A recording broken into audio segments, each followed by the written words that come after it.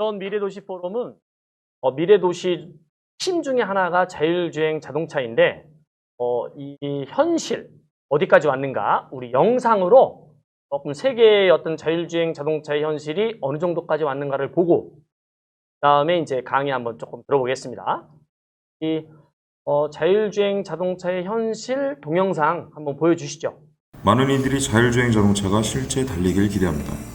인터넷에 공개된 실제 주행 모습은 그런 기대를 실현하기에 충분해 보입니다. 이것도 과거 공개 영상이고 각 업체의 경쟁도 치열한 만큼 2020년 지금 자율주행 자동차의 수준은 더욱 높아졌을 것입니다. 자율주행 자동차의 개발 경쟁은 국가적으로도 양보할 수 없는 미래 그 자체이자 국력의 바로미터입니다. 미국은 인터넷에 이어 스마트폰 그리고 자율주행 자동차의 패권을 놓지 않습니다. 구글 웨이모, 포드, GM 그리고 테슬라 등이 세계 순위 상위권을 다투고 있습니다. 웨이모는 이미 2018년 애리조나주 피닉스에 600대의 자율주행 택시를 뿌렸고 완전 무인 단계인 레벨 5 프로토타입 테스트도 동시에 진행됩니다. 테슬라는 전 세계 도로에 다니는 60만 대가 넘는 전기차에 자율주행 소프트웨어를 다운로드하여 자율주행차를 선도하고 있습니다. 코로나 때문에 미뤄졌지만 일본은 2020년 도쿄올림픽에서 토요타를 앞세운 자율주행 자동차의 실현을 대대적으로 선보일 계획이었습니다. 일본 특유의 보수적인 접근이지만 탄탄한 기술력으로 실력을 드러낼 준비를 마쳤습니다. 중국의 바이두는 2000대의 자율주행차를 확보해 대규모 무료 시승 테스트에 돌입했습니다.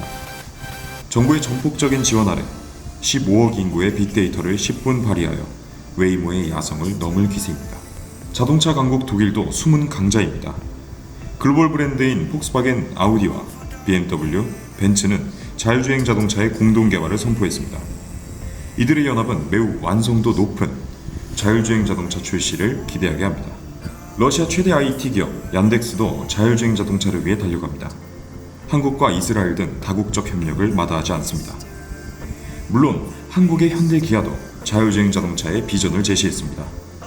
컴덱스쇼에서 드론을 활용한 미래교통 시스템의 비전을 제시하고 거금 2조 5천억 원을 들여 미국 자율주행 기업 액티브와 합작한 건 그만큼 속도를 내겠다는 의지로 보입니다. 인류의 미래는 바라고 원하는 방향으로 변해왔습니다. 알아서 움직이는 공간의 등장은 반드시 실현될 것이고 누구나 그것을 누리길 원할 것입니다. 그러나 기술은 많은 사용자의 경험으로 완성됩니다. 여러분의 의견과 경험을 땡기지 앱 참여를 통해 알려주세요. 모두가 원하는 삶, 모두가 꿈꾸는 삶. 그 시작을 대전 미래도시 포럼에서 시작될 수 있기를 바랍니다. 이제 영상 봤는데요. 놀랍죠? 제가 상상만 하던 자율주행 자동차 눈 깜짝할 사이에 바로 앞에 와서 주차 이미 해 있네요. 자율주행 자동차에 대한 어떤 현실을 알아보기 위해서 오토노머스 A2G 시정 대표님 모셔서 강의를 한번 드려볼게요. 발표에 앞서서 잠깐 저희 회사나 저나 다 처음 보실 거기 때문에 저는 현대자동차에서 이제 자율주행차 개발을 했었고요. 그나마 좀 아시는 분이 계실지 모르겠지만 평창올림픽 때 이제 문재인 대통령께서 시상하셨던 수소 자율주행차 개발 총괄을 했습니다. 그 이후에 이제 퇴직을 하고 대구에 있는 경일대학교에서 이제 현학 교수로 있으면서 교내 창업을 했고요. 현재는 오토노머스 A2G 대표를 하면서 세종, 광주, 대구, 울산 등 주요 도시에서 자율주행차 실증을 지금 진행하고 있습니다.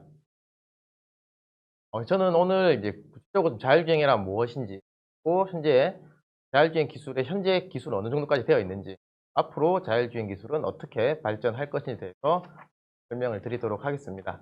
많은 분들께서 자율주행 좀 이슈가 되니까 알고 계시는데요. 자율주행에 대해서 조금 구체적으로 말씀드리면, 자율주행은 이제 0단계에서 5단계까지 6단계로 나뉘고, 아무 기능이 없는 차가 0단계, 손이나 발 중에 하나가 자유로운 게 이제 1단계, 손과 발이 동시에 자유로운 게 2단계. 대신 이제 2단계에서 눈과 이제 정신은 이제 운전에 집중하고 있어야 되는 거고요. 지금 요즘에 많이 이슈가 되고 있는 테슬라 차가 사실 2단계 차죠. 그렇기 때문에 항상 전방을 주시를 이제 해야 되는 상황인데 많은 분들께서 이제 자율주행으로 오해를 하고 있습니다. 2단계까지는 이제 주행 보조 개념이고요. 그다음부터 이제 자율주행이라 하고 있다면은 이제 레벨 3부터 자율주행이라고 할 수 있습니다. 레벨 3부터는 전방을 주시를 안 해도 되는 거죠. 레벨 3는 전방을 주시 안 해도 되면서 핸드폰이나 책을 볼 수 있지만 항상 의식은 이제 가지고 있어야 됩니다. 잠을 자면 안 되는 거죠. 비상상황 시에서 운전자가 개입을 해야 되기 때문에 레벨 4부터가 이제 잠을 잔다라든지 뭐 운전자가 없어도 된다라는 이제 레벨 5가 되면 이제 운전자가 없어도 되는. 지금 현재 양산은 레벨 2까지 됐고 저희 업체를 포함해서 대부분의 지금 자율주행 개발하는 기업들이 이제 레벨 3 단계를 상용화하기 위해서 기술 개발하고 있고 주요 도시에서 지금 실증을 진행 중에 있습니다. 앞서 말씀드렸다시피 레벨 2는 현재 자율주행이 아닌데 그 자율주행이라고 잘못 오해를 하시고 일반 도로에서 고속으로 주행을 하면서 실제로 전방을 항상 주시를 해야 함에도 불구하고 잠을 주무신다라든지 핸드폰을 보시면서 사고가 많이 나고 있습니다.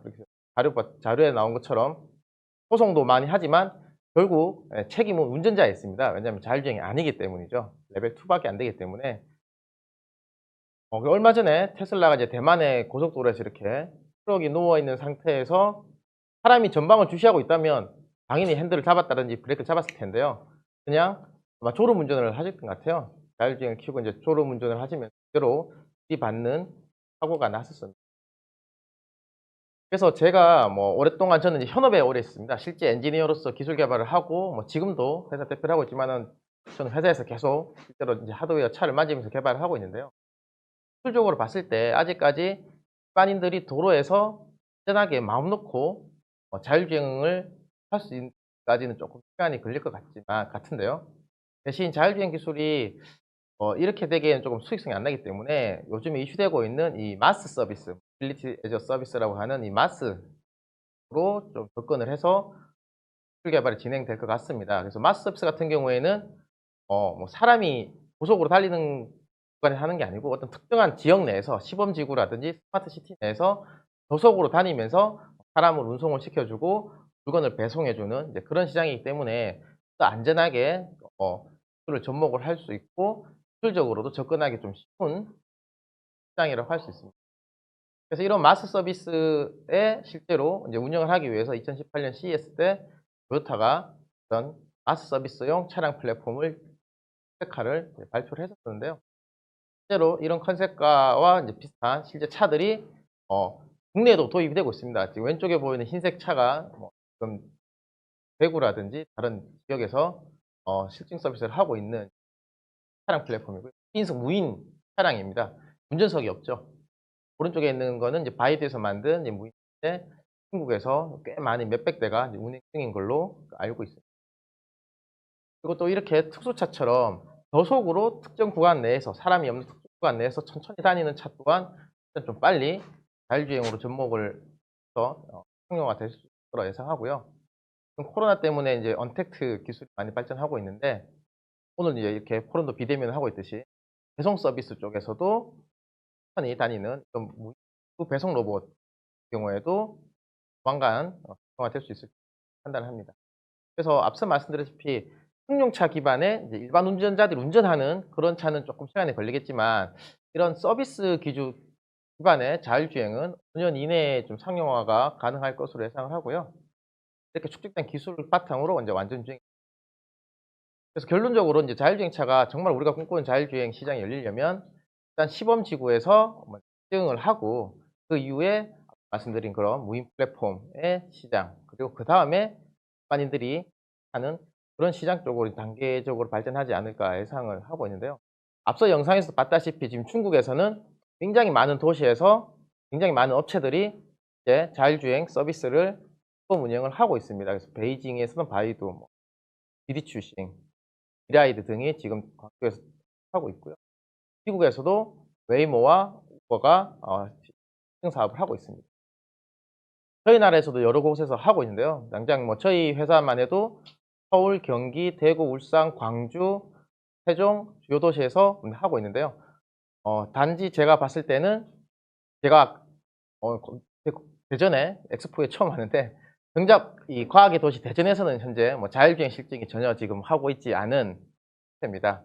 그래서 자율주행이 실제로 되려면은 그 도시에서 충분한 실증이 있어야 되고 뭐 지도도 있어야 되기 때문에요. 뭐 오늘 포럼 통해서 대전시에서 조금 속도를 내서 좀 할 수 있으면 좋겠다라는 생각을 해봅니다.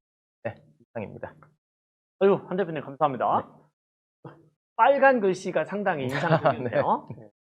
이 그 자율주행 자동차에 대해서 어느 정도 이해를 했는지 한번 우리 간단한 퀴즈 한번 풀고 갈게요. 오토노머스 A2G 자율주행 자동차의 자율주행 수준은 아까 한 대표님 말씀하신 거는 네, 레벨 레벨 3인 3입니다. 거죠? 네. 네, 레벨 3가 정답인 거죠. 아까 이제 굉장히 강하게 언급을 안 하셔서 그런 것 같아요. 최대한 빨리 네. 이렇게 발전시키셔서 네. 어떤 세계적인 수준 따라잡기를. 네. 그러면 우리 국장님과 의원님들도 협조를 해주셔야 맞습니다. 자, 다음에는 우리 자율주행 자동차가 가져올 도시 변화에 대해서 최 본부장님 모셔서 강의를 들어볼게요. 네, 저는 한국전자통신연구원 지능로보틱스본부에서 자율주행차와 지능 로봇을 연구하고 있는 최장단입니다. 저는 오늘 짧게 이 앞에서 한 대표님께서 자율주행차의 현재와 미래를 설명을 해주셨고요. 저희는 자율주행차가 가져올 도시 혁신에 대해서 제 생각을 말씀드리도록 하겠습니다.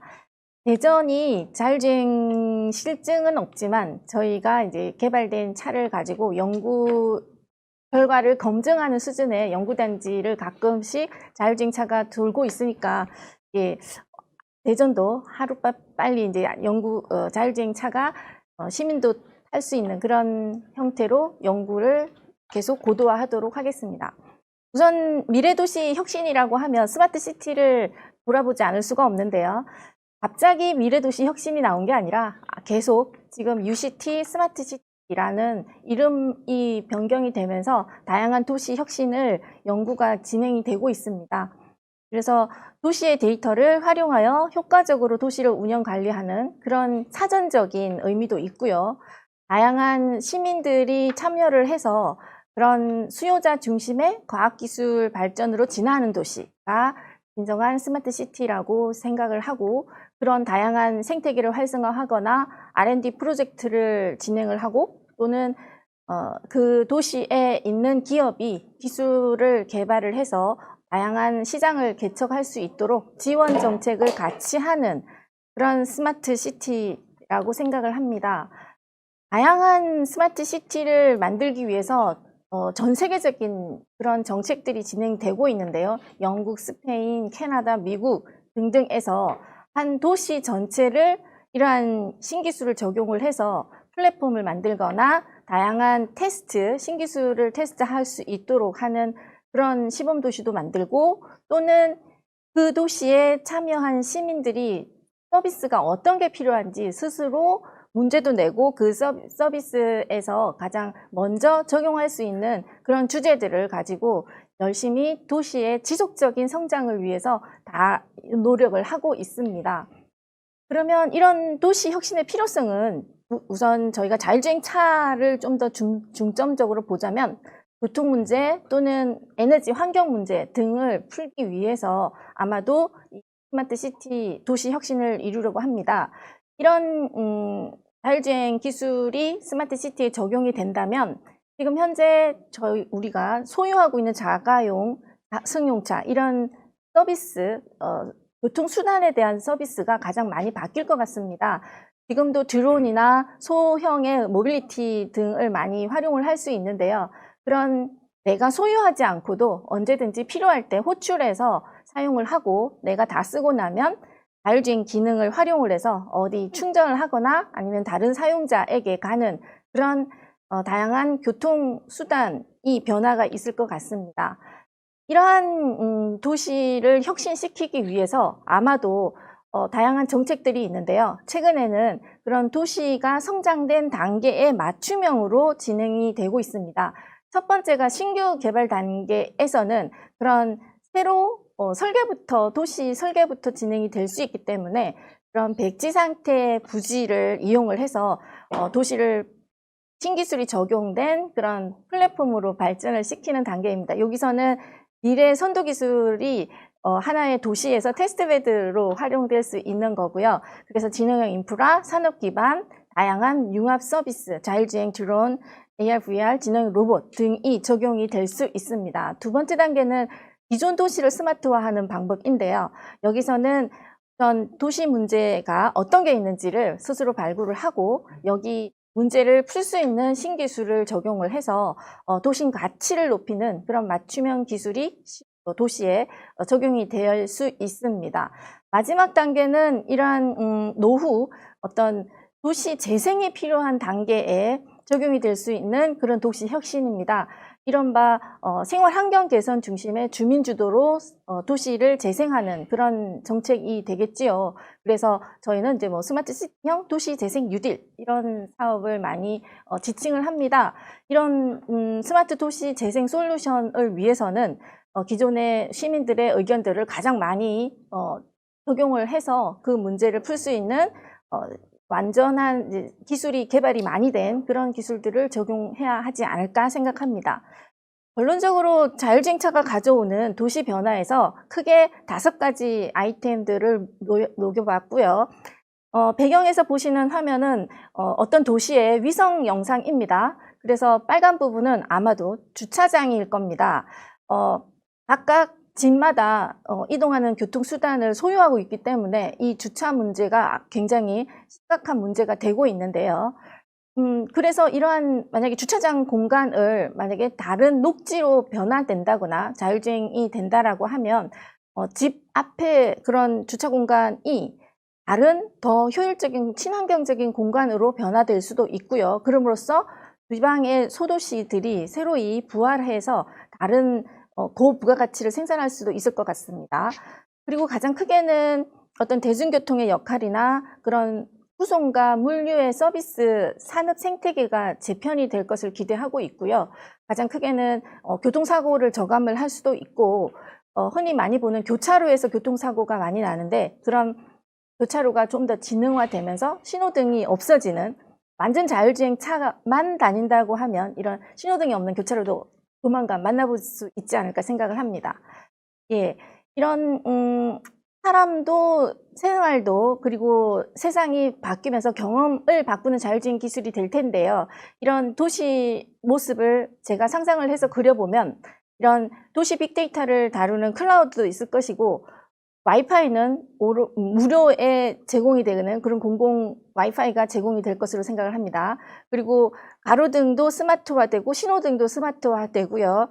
대중교통이나 아니면은 자율주행 차를 포함하는 그런 교통수단들이 다 관리되고 운영이 되어서 내가 언제 어디서나 호출이나 예약을 한다면 그런 끊김없이 내가 이동을 서비스 받을 수 있는 그런 도시로 바뀔 것 같습니다.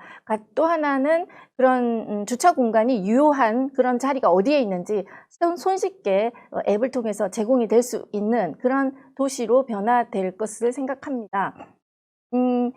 가장 크게는 또 이런 승용차 개념의 그런 교통수단이 다양한 이런 목적으로 변화될 것으로 생각을 하는데요.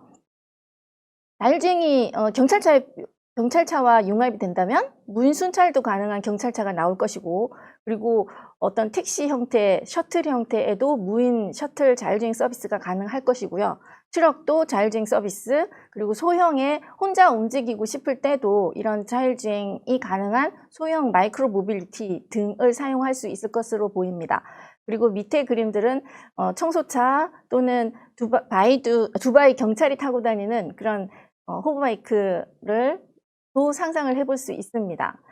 저희는 이런 자율주행차를 기반으로 이런 이동하는 시간과 공간을 좀 더 효율적으로 보내기 위해서 다양한 디스플레이를 자율주행차에 탑재한다거나 로봇을 음성인식이 되는 로봇을 탑재한다거나 영화관처럼 그 이동하는 공간을 활용할 수 있게 한다거나 드론이나 로봇과 연계하는 그런 서비스를 플래그 앤 플레이하는 그럼으로써 자율주행차가 좀 더 고부가가치 서비스를 제공할 수 있는 그런 교통수단으로 변화할 수 있도록 연구를 진행을 하고 있습니다. 예. 대부분 변화 중에서 교통과 관련된 그런 내용에 대해서 좀 하신 것 같아요. 이 퀴즈는 약간 의도가 있는 이런 퀴즈입니다. 굉장히 하지만 이런 거를 이렇게 쉬운 걸 왜 내나 여러 개 나왔네요. 소도시. 주차장이 이제 주차장 답을 뭐 많이 하시긴 했는데 차 중심의 도시 공간 계획에서 는 사람 중심의 도시 공간 계획으로 대변환이 지금 일어나고 있는 것 같아요. 어떤 사람들은 도시 계획의 르네상스를 자율주행 자동차가 야기시키고 있다. 뭐 이 정도로 이 계획까지도 변화가 있는 것 같고요. 사실 그 과학도시 또 미래도시로서의 대전이 그 가져가야 될 그런 컨셉이나 패러다임 차원에서 아주 중요한 말씀을 해주신 것 같아요. 그다음에 지금 온라인으로 참여하고 계신 시민 여러분들도 시청자 의견이 주신 분이 있네요. 사고 싶다는 분도 있고요. 대전 자율주행차가 달리는 건가요? 국장님께서 답을 하실 것 같고요. 좋네요. 네, 하루빨리 자율주행 도시가 됐으면 좋겠다. 자, 자율주행 자동차가 어떤 분에게 가장 이렇게 필요할 건가? 이런 어떤 주제인데요. 어떤 분들이 가장 많이 필요하다라고 선택될 것 같아요. 고령자분들, 학생 1%. 너무 정답 맞추면 재미없잖아. 그렇죠? 우리 한 대표님은 어떻게 이렇게 어떤 타겟팅이 있는 상태에서 개발하시나요? 타겟이라고 하면 사실 직장인이 가장 맞을 수도 있겠네요. 저걸 가지고 이제 물류 배송을 한다든지 운전 택배 기사님들이라든지 뭐 하시는 분들이 안전하고 더 편하게 그럴 때 만약에 자율주행차 쓰면 그냥 집에서 하고 오면서 자료 좀 보면서 왔을 텐데 그러지 못하니까 그런데 직장이다 보니까 직장인이 가장 필요하지 않을까 생각합니다. 근데 이제 저는 이제 가족 중에서 불편하신 분이 있어가지고 이제 두 번째 주제가 과연 우리가 자율주행 자동차를 타게 됐을 때 운전 대신에 뭐 할 건가? 근데 자율주행은 그거는 트렌드고 대세일 것 같아요. 사람한테 자유를 주는. 그러니까 이제 운전할 거다. 그냥 밖에 경치를 멍하게 바라볼 거예요. 정치를 넣다가 아마 잠을 자지 않을까 싶어요. 그렇게 보면 자율주행을 실제로 필요로 하는 사람들은 차 안에 있는 시간, 아까 저 대표님 얘기하신 것처럼 차 안에 있으면서 그 시간을 쪼개가지고 운전 대신에 할 수 있는 것들에 대한 필요를 많이 느끼는 사람들이 할 수 있을 거예요. 아이고 잠 또는 휴식. 우리 본부장님 맞습니다. 휴대폰 보기, 경치 감상, 업무. 그래도 경치 감상보다는 업무가 조금 더 많이. 저 같은 경우는 술 마실 때가 가장 필요하던데 이 보기에는 없어요. 보니까 기타 부분에 들어갈 것 같은데. 어찌 보면 이제 대중교통의 영역이 더 넓어지는 곳으로 봐야 되지 않냐. 과거에 대중교통이라 하면 뭐 물론 이제 뭐 버스도 있고 기차도 있고 또 최적화된 택시도 있겠지만 이 두 가지 장점을 결합한 게 이제 자율주행차가 되겠죠. 그렇기 때문에 사실 어떻게 보면 우리가 상상하고 있는 범위 내에서의 서비스보다는 새로운 서비스는 새로운 수요를 또 만들어낼 것 같은 생각이 들어서 그래서 제가 약간 어깃장 놓듯이 그렇게 질문을 던진 거거든요. 우리가 상상할 수 있는 것도 훨씬 더 다른 것들이 우리한테 주어지지 않을까 싶은 생각이 들고 그게 뭐냐? 그것을 좀 뛰어넘는 것들이 만들어지지 않을까 싶은 생각이 이게 사실 이 해외 자료들을 보면 업무도 상당히 많아요. 이제 출퇴근할 때 쉬거나 업무도 하고 하면서 이 도시 범위가 넓어지는 거죠. 아마 그러면서 의원님께서 말씀하신 이런 어떤 그 새로운 어떤 서비스라든가 비즈니스, 이 정용래 청장님 의견도 한번 들어보면 좋을 것 같아요. 어떠세요? 이렇게 이 주제에 대해서 좀 저희들하고 시민들의 의견을 보셨는데 어쨌든 지금 쭉 앞에서 이렇게 발표해 주신 것도 듣고 또 이번에 이렇게 설문하는 것도 쭉 보고 하니까 빨리 이런 것들이 상용화돼서 좀 그런 미래 도시로 나갈 수 있었으면 하는 그런 바람도 좀 있고 이게 우리 유성에서 좀 빨리 했으면 좋겠다 이런 기대도 좀 있고 그렇습니다. 뭐 지금 보니까 어디 애리조나나 피닉스 같은 경우에는 도시 전체에서 이렇게 자율주행 시범 운영을 하고 그러는 것 같던데 앞에서도 이제 뭐 설문 보니까 대전에서 하고 싶다라고 하는 이제 대전에 한번 참여하는 사람들이 많아서 그렇겠죠. 근데 그렇게 했으면 좋겠지만 그렇게 다 하기는 현실적으로 좀 어려우니까 특히 우리 대덕 특구를 끼고 있고 또 우리 뭐 출연연이나 우리 대학들도 있고 하는 이런 훌륭한 인프라가 있는 쪽에서 기술 상용화를 하는 조금 더 유리하지 않을까 싶어서 저희가 이런 시도들이 빨리 좀 진행이 됐으면 하는 그런 바람이 있습니다. 저희 그 대전 미래 도시 포럼과 협동을 해서 한번 야심차게 한번 시작해 보시죠. 예, 적극 동의합니다. 저희도 열심히 협조하고 노력할게요. 자, 자율주행 자동차를 이제 사실 이게 필요한 거하고 또 이렇게 도입을 실제로 할 거하고는 좀 차이가 있을 수 있을 것 같아요.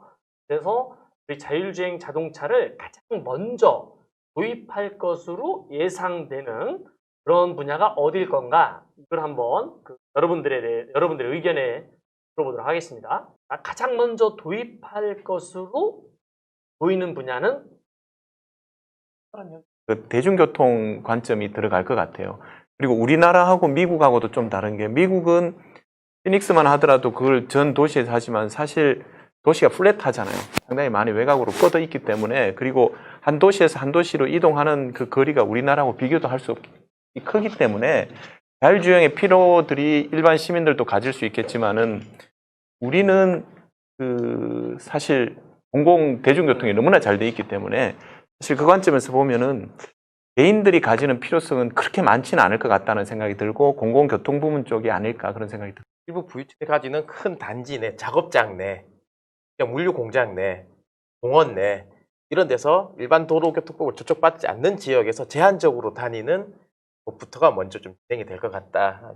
기술적으로 봤을 때 그렇게 저는 그 교통 부분도 있겠지만 오히려 저 배달 부분 같은 경우가 지금 이제 최근에 뭐 그 저게 플랫폼 노동자는 플랫폼 이슈가 있지 이미 않습니까? 되고 있죠. 근데 플랫폼 사업자라는 것은 자본을 축적하고 있는 힘이 있기 때문에 오히려 비용이나 원가 측면에서 보면 제가 보기에는 자율주행 기능을 도입하는 뭐 드론이 됐건 자동차가 됐건 어쨌든 모빌리티를 통해서 자율 배송하는 그 시스템 제가 보기에는 제일 활성화될 가능성이 높아 보여요. 그렇게 되면 이제는 이제 노동력의 문제가 또 확 심각하게 되겠죠.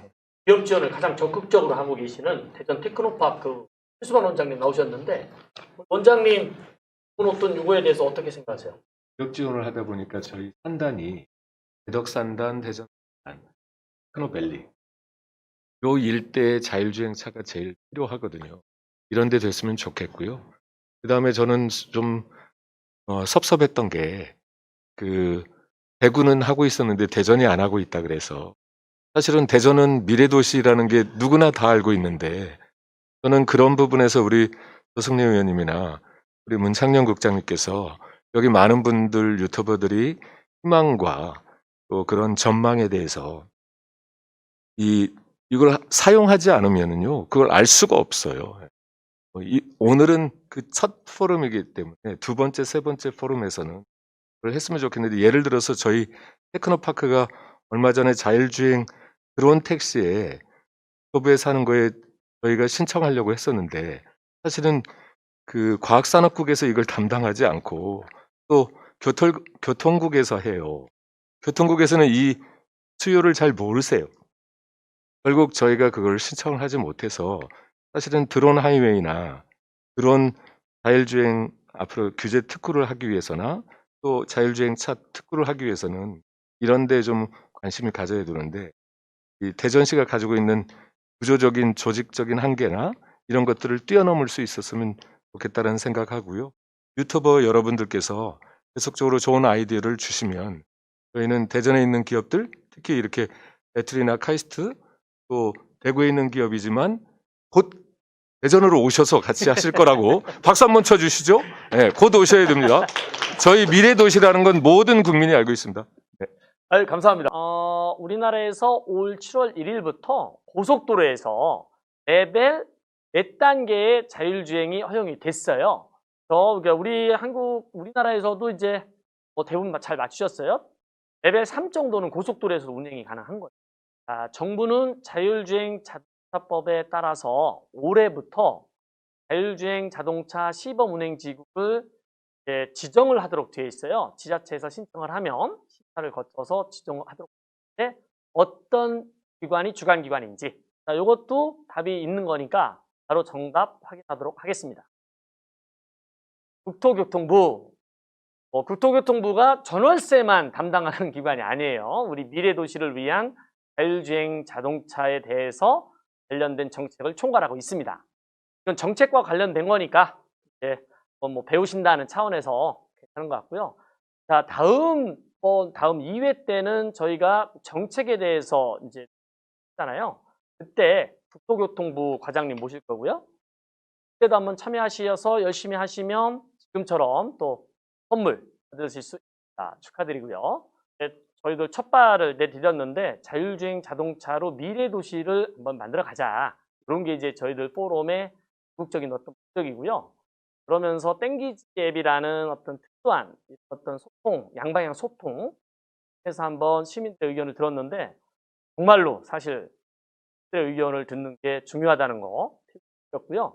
자율주행 자동차의 현실하고 가져올 미래 변화 이렇게 보셨는데 아니, 저도 오늘 그 포럼을 참여하기 전까지는 대충 아주 보통 사람처럼 알고 와가지고, 아니, 이게 누구한테 필요할 건지에 대해서 대충 생각했다가, 아까 우리 조승래 의원님께서 사실은 이게 부자들은 별로 안 필요할 것 같은 거, 얼른 생각해 보니까. 부자들은 지금도 보면 제 주변에도 사장님들도 이렇게 운전기사분들이랑 같이 다니고 그러셔서 사실은 이렇게 아프시고, 경제적으로 조금 오히려 어려운 분들이 이런 자율주행 자동차를 이용하게 되면 훨씬 경제적이겠다. 그러니까 지금 막말로 얘기하면 택시를 타고 다니셨어도 됐던 것 같은데 이게 자율주행 자동차로 바뀌는 것 같거든요. 그래서 그렇다고 한다 그러면 훨씬 경제적으로 이런 걸 이용할 수 있겠다. 그리고 저도 사실은 저희 회사에 그 직원들이 한 40명 정도 되는데 차를 가지고 다니는 직원들이 한 30명 되거든요. 그래서 주차 문제가 엄청 심각했어요. 그래서 저희가 한 3년 전에 저희 회사 건물 뒤에 있는 3층짜리 빌딩, 그것도 지하까지 있어가지고 4개층이나 되는 빌딩을 2채나 사가지고 그걸 다 밀어서 주차장을 하고 있거든요. 그러니까 정말 한 10억씩 들여가지고 그 주차장을 한 거예요. 저희 직원들 주차하라고. 그런데 이게 그런데 이런 거죠. 말 그대로 평일에는 아침에 9시, 10시가 되면 저희는 10시 출근이니까 10시가 되면 차가 다 들어와 있다가 저희는 5시 퇴근하거든요. 그럼 5시면 주차장이 다 비는 거예요. 그 용도로 이 주차장을 전체 쓰고 있는데 사실은 이게 자율주행 자동차가 된다고 하면 저희 직원들 출퇴근하는데 자동차가 한 5대 정도면 될 것 같거든요. 그러면 5대로 출퇴근시키고 나머지 시간에는 아까 말한 대로 그걸로 돈을 버는 거죠. 그걸로 제가 운전기사 없이 돈 벌고 이 주차장 부지에다가는 건물 지어서 임대료 받고 이런 걸 다 할 수 있지 않을까. 이런 어처구니 없는 생각을 했습니다. 들어보니까 아까 우리가 선택 거기에 기업 대표나 이런 걸 넣었어야 될 것 같아요. 그러니까 누가 제일 먼저 도입할 건가? 저희가 또 이게 우리 대전에서 이런 걸 할 수 있도록 허가가 된다고 하면 시범적으로 이렇게 한 5대 정도 구매해서 이런 것들 하게 되면 직원들 복지에도 좋고 주차장에다 건물 지어도 좋고 라는 생각을 해봤습니다. 지금 세종은 규제 특구로 하고 있고 광주도 규제 특구로 하고 있고 네. 뭐 대구 강암 DMC 여러 군데서 하잖아요. 네네네. 그게 아마 오토노머스 A2Z가 네. 다 참여하고 있다고 들었는데 네네네. 이게 이제 어떤 산업 생태계라고 봤을 때 네. 여기에 이제 다양하게 기업들이 해서 결국 이 자율주행이 실제로 레벨 4나 이렇게 돼서 이제 상용화가 돼서 이렇게 돌아가면 네. 우리가 자동차 회사 기존의 내연기관 자동차 회사가 가지고 있는 그 부품 만개로 인한 네. 산업 생태계가 있잖아요. 네네네. 그 관점에서 봤을 때 그런 생태계는 그렇게 많지는 않을 것 같아요. 왜냐하면 전기 자동차로 또 갈 거기 때문에. 네. 그러면은 새로 생기는 산업 생태계는 어떤 쪽으로 정의가 될 수 있을까요? 네. 일단은 그리고 지금 현재 실증하고 있는 데서 네. 그렇게 관련 기업들이 같이 이렇게 해서 하고 있나요? 네네네. 그래도 지금 아직까지 많은 기업들을 같이 하고 있지는 않은데 기본적으로 저희는 차를 만들고 그와 관련된 서비스 많이 붙기 시작하는 거죠. 관제 서비스라든지 뭐 아까 배달 말씀 택시 또 뭐 공공 서비스들이 할 수 있는 순찰도 마찬가지고요. 이렇게 차를 가지고 활용하는 서비스 업체들이 이제 많이 이제 붙기 때문에 운전기사 한 명이 빠지지만 그와 관련된 새로운 일자들이 많이 생겼다. 네, 이런 식으로 어떤 특구 지정을 지정해서 거기에 인프라라든지 법이라든지 제도들이 다 정비가 되고 한다면은 아까 제가 자료도 말씀드렸지만 한 5년 정도면은 그러니까 대전을 이제 미래 도시로 만들어 가고 그걸 상징할 수 있는 곳으로 자율주행차로 이제 아이템을 잡아가자. 이게 이제 이 오늘의 취지 아니겠습니까? 그렇죠. 그렇잖아요.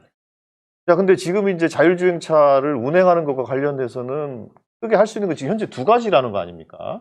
특구로 지정돼서 세종이나 뭐 이런 거 같이 특구 지정돼서 하는 것하고 그 다음에 이제 지금 국토부가 시범운행식으로 하는 것 두 가지 하나 또 있어요.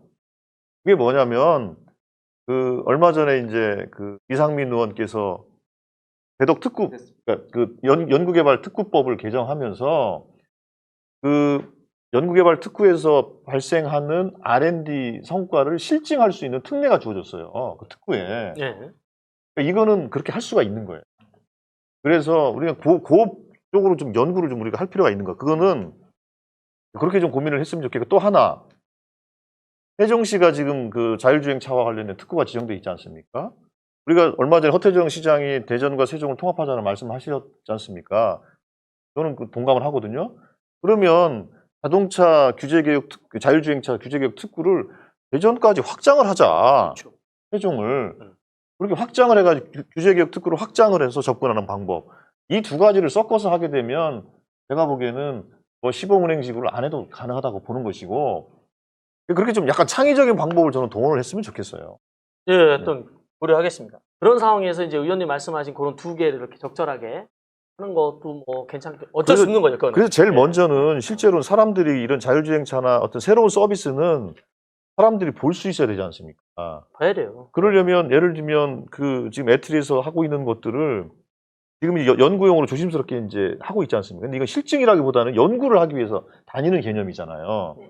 그러니까 그 실증을 대덕 특구에서 할 수가 있으니까 네. 그 실증을 위한 로드맵을 좀 구체적으로 세워가지고 나는 했으면 좋겠고 그거를 대전시가 좀 도와줬으면 좋겠어요. 그렇게 해야 그게 제대로 좀 굴러가지 않을까 싶거든요. 어떤 대구든 판교든 그 사실 저 피닉스나 이런 그 미국에서 하는 방식으로 하지는 않고 있잖아요.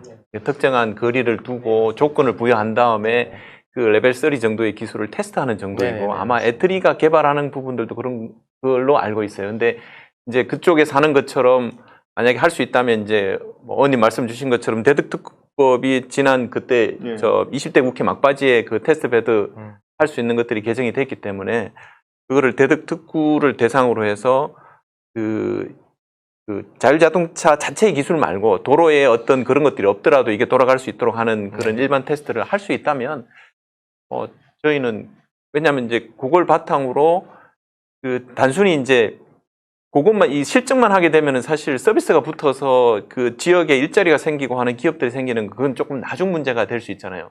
이제 그것들을 바탕으로 이제 조금 일자리 차원에서 본다면 저는 뭐 말씀하신 그런 부분들을 잘해서 저도 지금 막 생각나지는 않는데. 아니, 근데 그거는 일단 이제 만약 애트리가 그걸 연구를 하고 있으면 그 한정 대표 같은 분 기업이 붙어가지고 하게 되면 그럼요. 예를 들면 대덕 특구 쪽에 가서 예를 들면 자율주행차든 뭐든지 간에 다양한 이제 이 산업이 있지 않습니까? 산업 부분에 대해서 같이 R&D를 했을 경우에 그거는 바로바로 대덕 특구나 대전에서 실증을 할 수가 있다.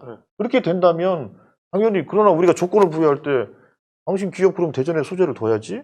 우리가 그 서비스 실증할 수 있는 기회를 주겠다 그러면 안 오겠습니까? 당연히 오게 돼 있죠. 그렇게 하면 되죠. 사실 그래서 그 관점에서 그 법 통과하기가 되게 어려웠어요. 그렇죠. 네네네. 예, 예.